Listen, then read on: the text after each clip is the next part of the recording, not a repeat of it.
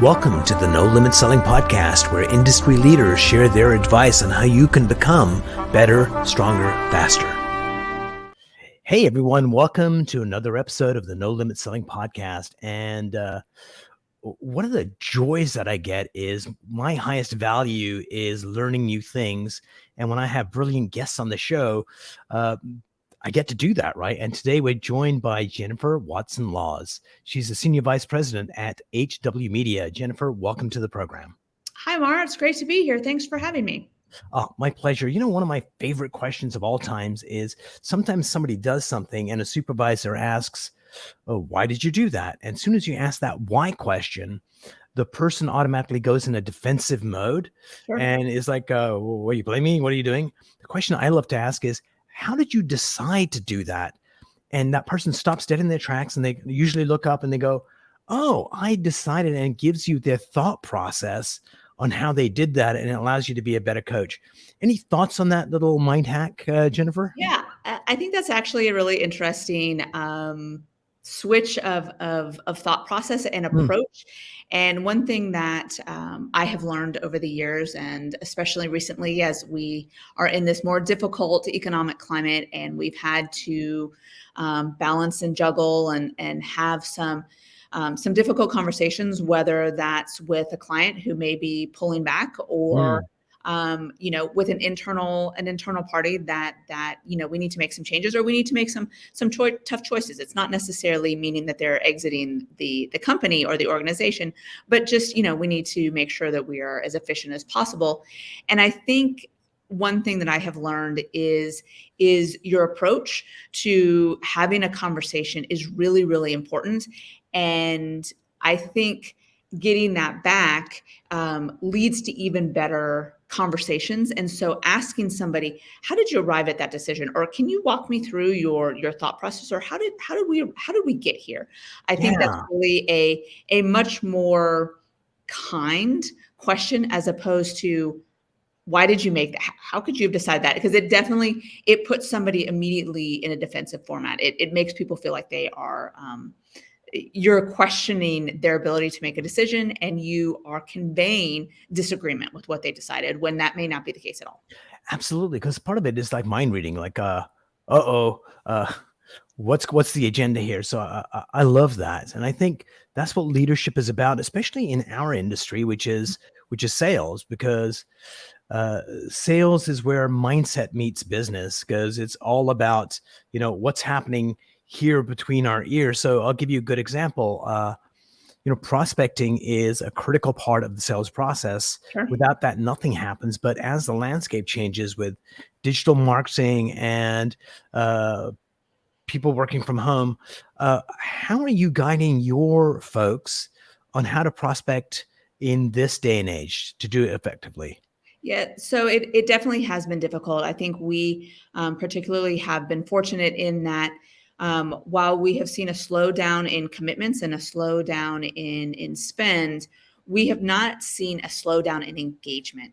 We have really great relationships with our clients and our partners, and everybody really feels like they're in the same boat and they're not afraid to have a conversation. We're not getting the stiff arm. We're not getting the pushback on, I don't want to meet. Everybody is absolutely willing to have a conversation, and they're being very opportunistic about what they are choosing to invest in and what they are choosing to engage with. So the recommendation to my teams has been, don't stop until you get a no, and be creative, but you have to hold to what your ideal customer is. Who are our ideal customers? And don't be tempted to stray, because those deals are not going to work out. So as tempting as it might be to stray and take money from somebody that may or may not fit, make sure that you know that what we are partnering on is going to be successful. Don't get distracted by prospects or conversations that aren't going to be fruitful. Absolutely. So I think a couple of things you said there were like really important. One of them was know who your target audience is, because once you know that, you really have a good sense of like what's going on for them. You can put your finger on their pulse. You know their concerns and challenges, but it's so tempting to go after a shiny object. And so, how do you instruct your managers to, don't shut down creativity, but also don't let people get distracted? Yeah, no, absolutely, and I think that definitely is tempting. I mean, as salespeople, we've put a goal in front of them and said, "Hey, your job is to hit this goal, come what may. I don't care how you get there, just get there." But at the same time, we say, "Hey, be mindful." So we talk about ideal customer profile in terms of a target. Your ideal customer is the bullseye, and that ideal customer checks all the boxes.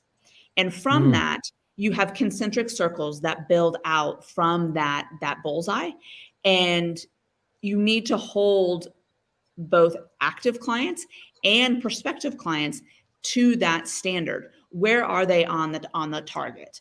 And that should guide how much time, effort, and thought process that you put towards that client. It doesn't mean that, for example, a company that is just on a shoestring budget and maybe uh, pre-funding doesn't mean mm. that we shouldn't get to know them, but we need to moderate the time and effort that we put towards those and put more time and effort towards the people that are closer to the bullseye in our ideal customer profile. So get to know those people that have a startup, for example, but be thoughtful about when and how you spend time with them. So if you're in market, maybe have coffee with that person. Don't take them to Mm. dinner. Don't take them to lunch. Don't meet them at 2 o'clock in the afternoon. Be thoughtful about when and where and how you are spending your time in relation to those clients and prospects that are going to deliver the biggest win. Absolutely, because I think that's our currency in sales is time, Absolutely. And there's and not it's enough of it. so seductive and easy to be really, really busy and ineffective. Mhm. Yes, and we all can fill our day with busyness. We all can fill our day with what comes in our email inbox. That doesn't mean that you're moving the rock forward. And that's one of the things that I am really a big proponent of is what did you do today? What are you doing today that's going to move your rock forward? I love that, and then it's a great kind of atlas kind of metaphor too. It's like take Right? that boulder up the hill. It's amazing how those Greek myths still serve us well today because it was always about the human condition, and sales Mhm. has changed in many ways. But at the end of the day, it's still one human being communicating and solving a problem for another. Absolutely, absolutely. And I think one of the real challenges is how to cut through the noise and how to get the attention of the decision maker and how do you reach them. I know that is something that people on my team come up against all the time.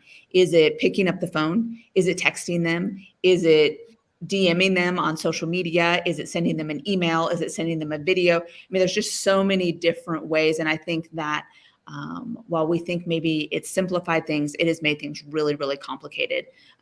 And for the receiver, my goodness, it's overwhelming, and you become kind of immune to some things that you're getting thrown at you, and it's a hard plight being a salesperson.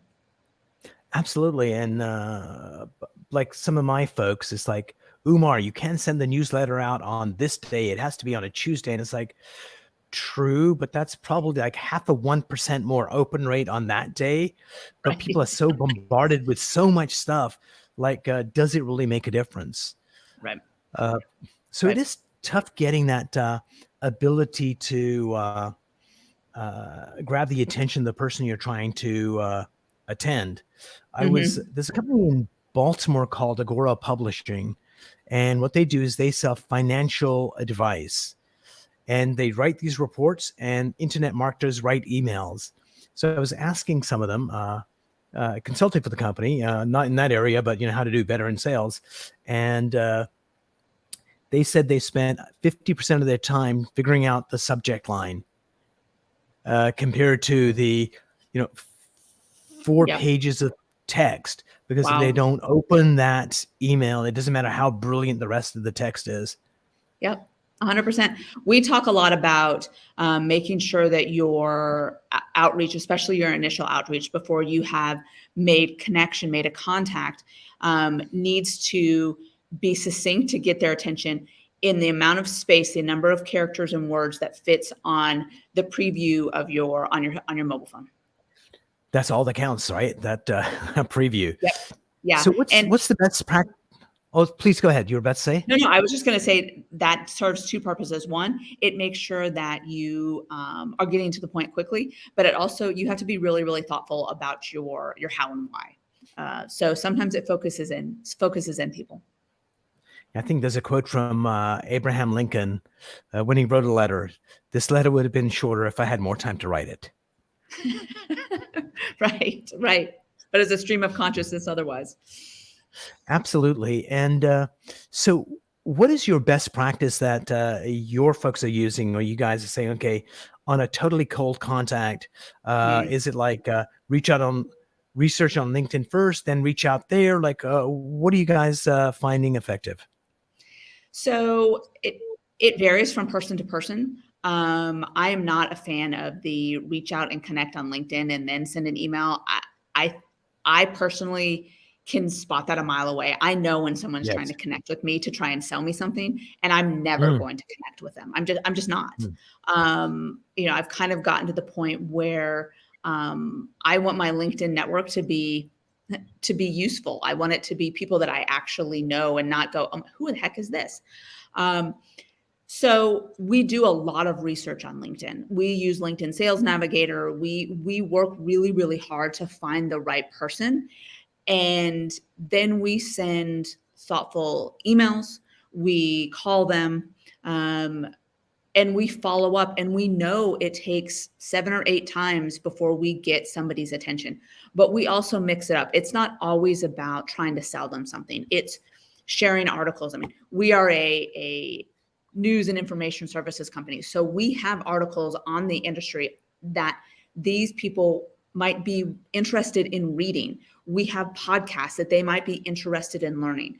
We use some of those tactics. So it's not always about, hey, I'm trying to sell you something. We try to use other hooks, but I wouldn't by any stretch of the imagination say that we have the secret sauce or have mastered that. I'll let you know if we do. Because you won't be working there. You'll be like on Right. stage somewhere. So what's kind of Right. Or on the interesting beach. is like there's enough data out there in the world that nobody needs more data. But what's really important is insight. And I guess that's what you guys provide is here's the insight that you need to know. And I'll give you a Mhm. recent example that I came across. Like I know when countries go to war, it's like if I grab a hold of Texas, I got oil and I got this and I got that, which kind of makes sense. But recently I was reading something. It was they want the human beings as well because they want GDP. And I never Oh, that's thought of that. interesting. Is when they take over, they want Yeah. factories and production. And it's like, Yeah. huh, like that was an insight for me. Not that I'm planning to invade Texas anytime soon, Come on down. but if we want to add value to our current clients and prospective new clients, if we can give them that insight, then it's like, huh, Jennifer's really smart. I should keep an eye out for her. I had so my area of expertise is all about mindset. Hmm. What beliefs in here stop us from executing? Because you probably have Right. people that you lead that you can go, oh my God, John he's going to be a rock star. If only so I did one of those presentations and somebody 3 years later reached out and said, hey, Umar, I need some help. Can you help me? I said, sure. He said, we met when you did this thing. I thought you were so brilliant. And I've been stalking you for 3 years. I look at all your posts and he never commented, never shared. And it's like, dude, one of those once in a while would have helped, to keep it going. But just Right. put out good content. When you Yeah. connect with prospective clients, add value. You just don't know what kind of impact that has. And when they're ready, you're top of mind. Right. Absolutely. Yeah. We're all about adding value, and um, that's why we use content to try to get somebody to connect with us. And Mm, if they're not in the market to buy something, that's okay. A no is closer to a yes, so that's okay. engage. We're happy to share with you the information. And if you become a reader of one of our newsletters or a listener of one of our podcasts or come to one of our events, that's a win too. Yes, I'm, selling advertising and marketing alongside the content that we produce, but I also sell housing market data, and we Mm. sell event tickets. We sell, all kinds of different things. So however you want to engage, that's great. Yes. Is my end goal to sell you advertising or data? 100%. But I want So to provide yeah, value to you as I'm trying to develop a relationship with you. and I think no takes effort. Like it's so easy for me to ignore someone, Oh, which yeah. is but if they say no, that shows his level of interest. And so that's a good sign. Right. It's when you Absolutely. get And a hell no. is it no, never, or no, not for right now? In fact, I got an email this morning and they said, other priorities, we want to do, if we're going to do this, we want to do it right. And our current priorities won't allow us to do that. So it's no for right now. Yeah, I love that. That's almost as good as a yes. I'm great. When should I reconnect with you? And once you get past that initial thing, you kind of develop a relationship with that person. If they were open enough to share with you, then you have the ability to say, I've been sending you a lot of stuff. What's really been valuable for you? And they'll say, that stuff was really good. This stuff, not so much. So yeah, building that relationship goes a long way. So what would you say are some of the strategies for doing that research? You talked about, we do a lot of research. Yep. And some salespeople can be caught up in research, uh, and that becomes their way of not actually doing the things they Right. need to. So, what would Right. be a strategy for doing research in an effective way that leads to conversations? Yeah, absolutely. I think that there is some background homework that you Mm, and your organization and your sales leader and your marketing department need to come together on. And that is making sure that you have a really, really well defined ideal customer profile. You know who the stakeholders are on the other side of the table. You know why your current customers buy, why they stay, why they don't buy. Um, mm, and what is your value prop? What are you providing to them? Yes, I could be selling you an ad in a magazine, but what is the value of that? What are you getting as mm, a result of that? I need to understand that as a salesperson so I can talk effectively to you about why you should do this, why the next customer should do that. So that's the homework that needs to be done first. And then as an individual salesperson, you need to stay within the confines and the framework of that and don't stray beyond that. So, for example, we know that our ideal client um, has a robust marketing department. Now, again, your ideal client checks all the boxes. So, does that mean that yes. every marketing department we work with has 20 people in it? No. Would we like it to? Absolutely. But the question is, do they have a marketing department? So who is the marketing leader? They don't have to have a Mm. CMO, but who's the director of marketing? Who is the The big director of enchilada. content? Yeah, whatever, whoever it is. And find out who that person is and reach out directly to that person. And don't don't go in with, hey, you probably are not the right person. Work harder to find the right person, and don't get caught up in the analysis paralysis of finding about everything about the company before you reach out. You do need to know enough so you can have an educated conversation and you know what it is that you're trying to sell them or talk to them about, but you don't need to read anything and everything. I worked for somebody one time that said that you should read a company's annual report before you go and meet Mm, with them.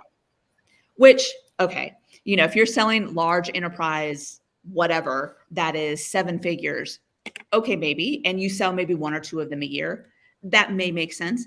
But for somebody who is selling on a consistent basis and needs to have multiple wins a week, you don't have time to do that. So don't get mired down in all the research that you need to do. You need to know enough to understand whether or not they fit your ideal customer profile, and then find the person that is the most likely person to do that. And don't be creepy. Don't say, "Oh, hey, I saw that you went to this and such and this and such. My sister's yeah. neighbor's boyfriend went there." That's creepy. Yes, that is creepy. So a couple of things that come up there. Number one, the annual report. One of the ways to kind of manage that is to stick it in Chat GTP and just say, And ask them to please summarize. analyze this and let me know 3 points that are trigger events that I should know, and let it do it and go, here's 3, and that's good enough. And you didn't have to spend all this Absolutely. time researching it. Yeah. And by the way, I'm getting a Chat GTP tattoo right on my forehead. It's like so Oh, useful. it is. It's a great tool. I've started to use it. Once I write something, I'll put it in Mm. there to see what it says. But I do find that it takes some heavy editing. It tends to be it's a little Oh, too slow. absolutely. You have to draw it back. And one of the things that I've noticed in people reaching out to me, salespeople reaching out to me to try and sell me something, is they'll have some random sentence at the end of the email that says, "Hey, You I can see that tell. you're in Dallas. Have you heard about this restaurant?" What? That Yeah. it's You can tell. you Yeah. can go too far. You can totally tell, and I'm never going to respond to that. So I think that is another thing that salespeople have to be genuine.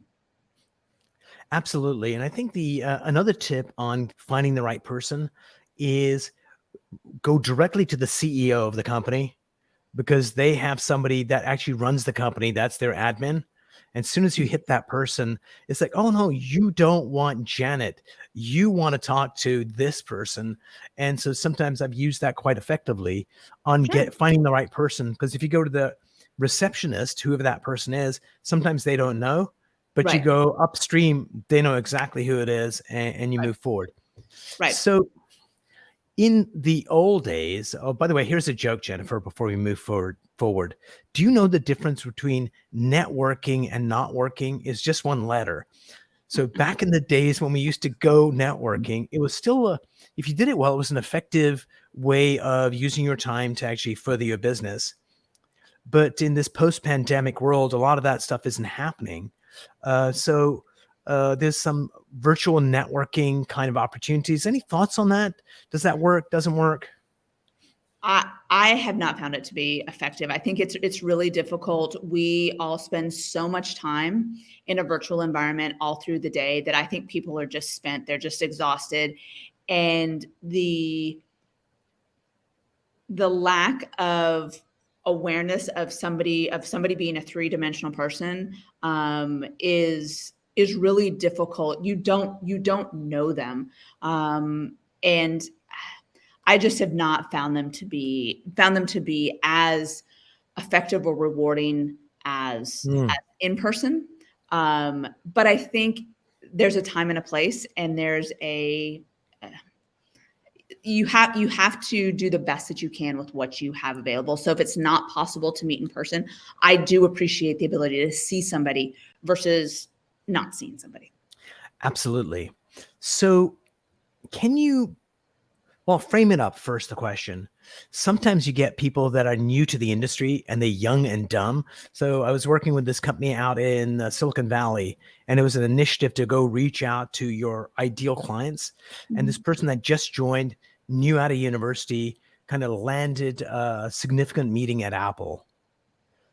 And all the senior reps were like, how did you do that? Like, how does that work? And it's just like not knowing and just going for it. Yep. Yep. So how do you help, your team to set aside what they think they know and just be bolder and more driven? Because sometimes we're our worst enemy. Right. Yeah, I think that's really a tough one. I have a great salesperson on my team. She has been with the company for, gosh, probably 13, 14 years at this Mm, at this point. And new business development and prospecting is one of her absolute favorite things to do. And very early on, I tell this story a lot. Very early on, she and I were at a conference and we were at dinner with a group of people.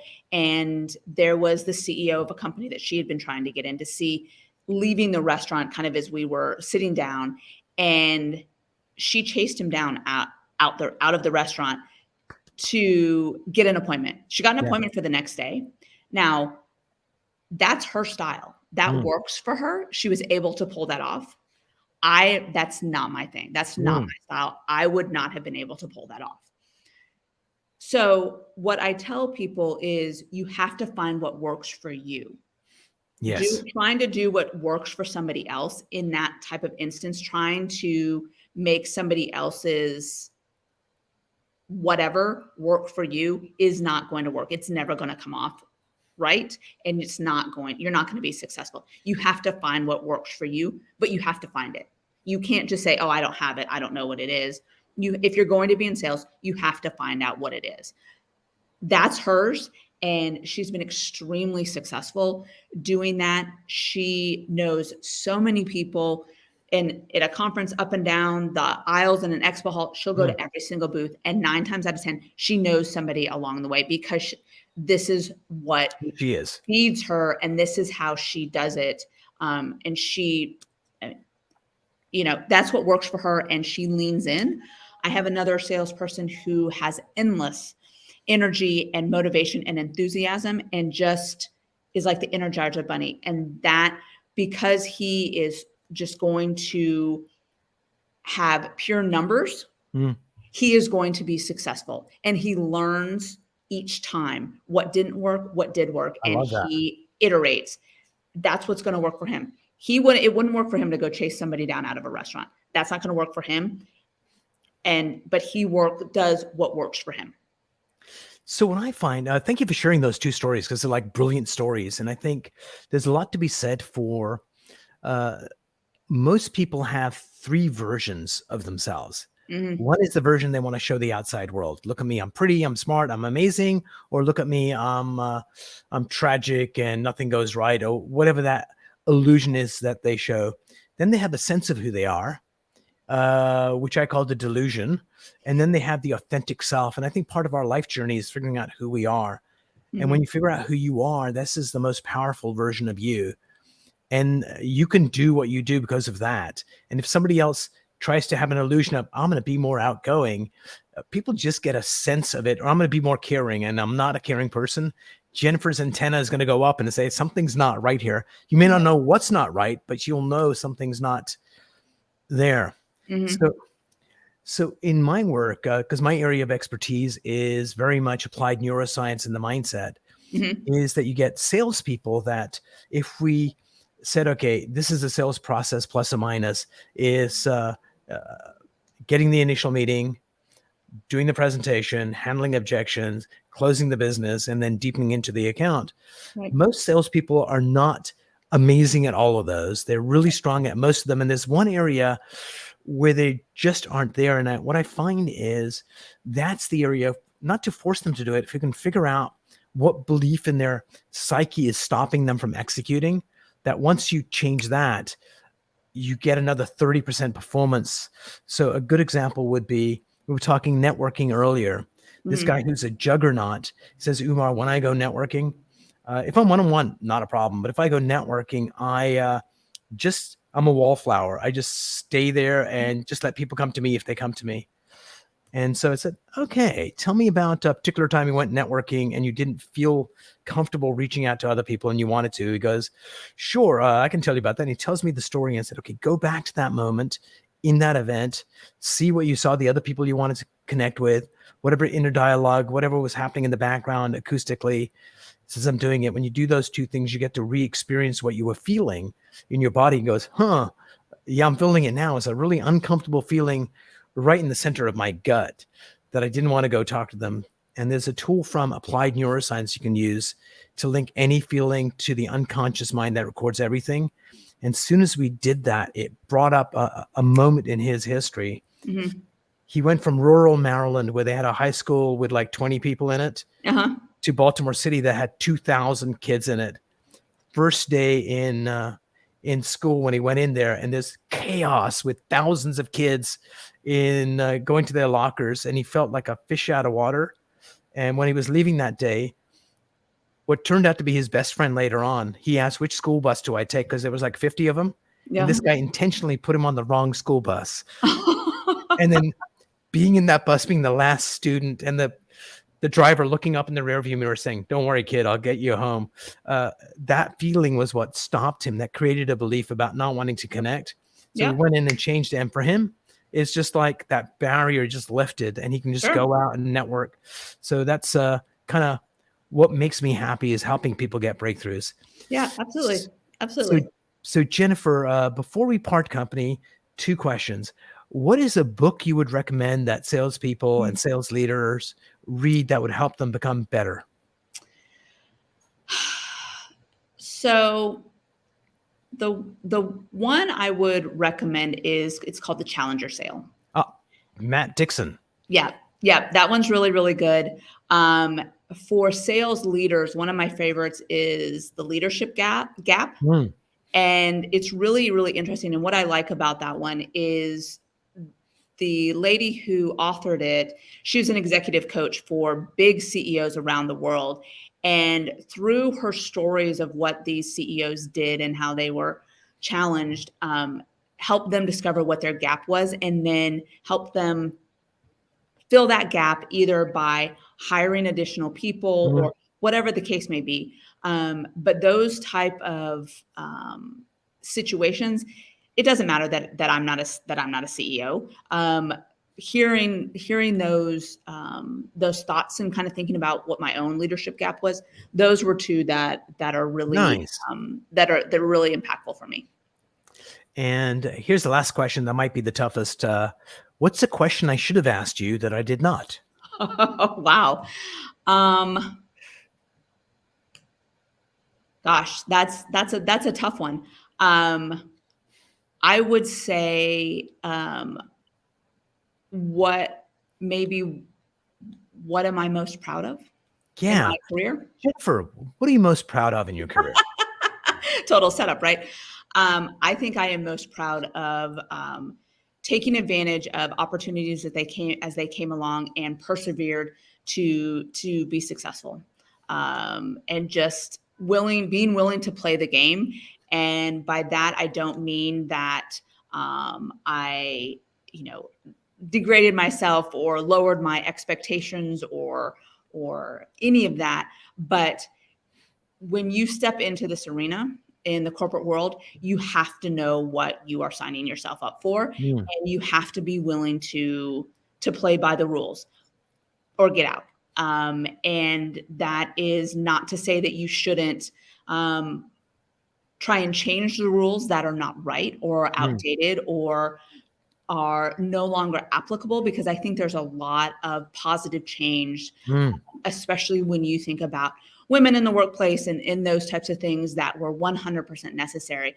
But when I signed up to be the SVP of sales, I knew what I was signing up for and what that was going to require, and persevering through the tough moments and taking advantage of the opportunities that they have come along in the past 25 years of my career are two things that I'm really, really proud of. thank you for sharing that. And just on a side note, it's the quote I like best is, it wasn't a quote, but just an observation.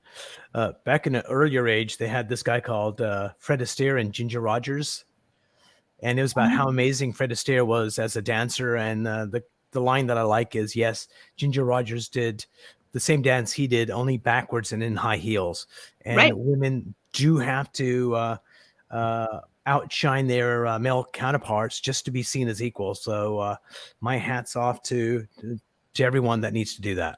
Absolutely, absolutely, and we should be able to play the game. And those who are lucky enough to have a seat at the table should make sure that the game is open and available to all those that want to play. Absolutely. I'm about to do the outro on our show. Jennifer, truly, this was a really, really excellent interview. I learned a lot, and I'm sure our listener is going to love it as well. Thanks so much for being on the show. Great, thanks, Amar. Great to see you. Hold on. We're going to do an outro, and then we'll chat for a few minutes.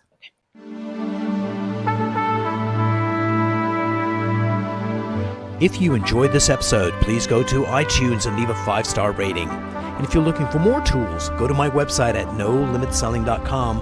I've got a free mind training course there that's going to teach you some insights from the world of neuro-linguistic programming, and that is the fastest way to get better results.